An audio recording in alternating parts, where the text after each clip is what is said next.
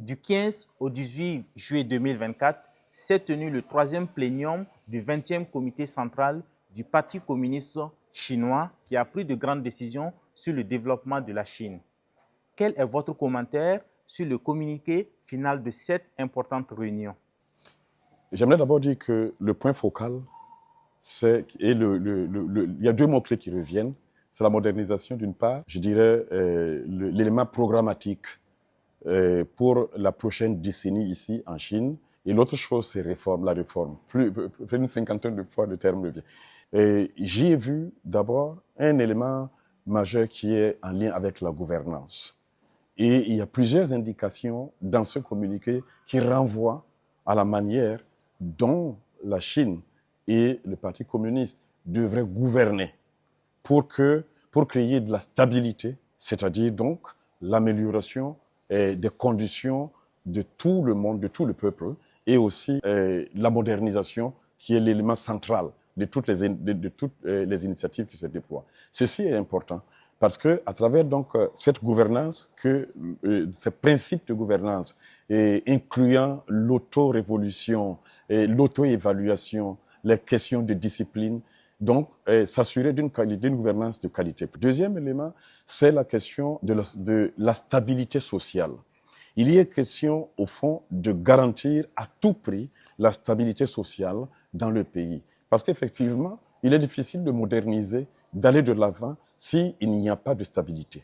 La stabilité dans la gouvernance, mais aussi la stabilité sociale à travers toutes les couches de la société, de manière à ce que tout le monde puisse mobiliser les énergies dans ce projet de modernisation qui s'étale donc en termes de planification sur la décennie qui va venir. 2035 est un élément, un point de repère.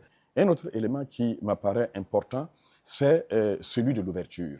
Dans le communiqué, ceci est important du point de vue africain. Et cette ouverture est pensée du point de vue de l'initiative de la ceinture et de la route. Donc, s'ouvrir sur justement cette lancée qui est déjà là, qui produit ses fruits, et permettre donc que ce déploiement donc d'une modernisation dans la Chine à un niveau élevé puisse se faire à travers tout cela, à travers donc ce qui se déploie donc avec l'initiative. Dernier élément que j'aimerais mentionner, c'est la question de la culture. L'accent qui est mis sur la culture nous dit que cette modernisation sera chinoise dans ce sens-là qu'elle va porter une empreinte, n'est-ce pas, chinoise.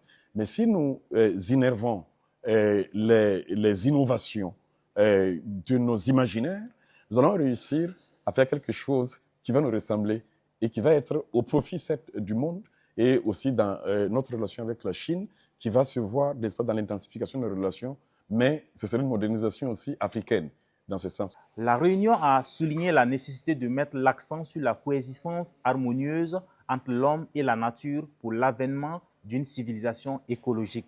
Comment appréciez-vous les efforts de la Chine en matière de développement vert? En quoi ces efforts peuvent-ils inspirer les autres pays en développement, notamment les pays africains?